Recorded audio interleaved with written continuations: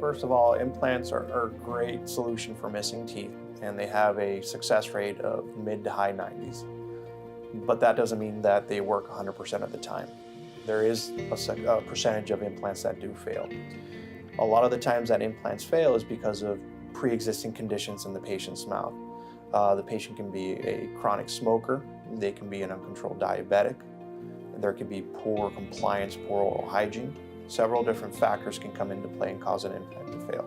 The most important thing is first having the periodontist examine the implant, because there can be different things going on with that implant. You can have a diagnosis of perimucositis, which is kind of like gingivitis of your implant. There can be periimplantitis, which is like periodontal disease of the implant. Or you could have a absolutely failed implant. At that point, that needs to be removed. So depending on the diagnosis, it's going to dictate the type of treatment that you do. At the minimal end, you can certainly just clean around the implant, get rid of some of the inflammation, and then just maintain it in perfectly good health afterwards.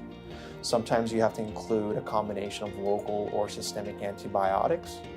Sometimes you have to get into a surgical technique to clean around the implant. That can involve flapping open the tissue and cleaning around the implant. If there's bone loss, sometimes you have to add a bone graft around the implant.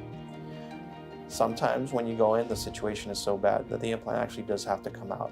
And that's a scenario that if we feel that the risk and rewards of actually trying to save the implant are poor, we'll go ahead and back out the implant, regraft that day, and then proceed with a new implant down the road if that's what the patient desires. The beauty of this office is that we have several different approaches where we can come in and help you if you think you have a failing implant.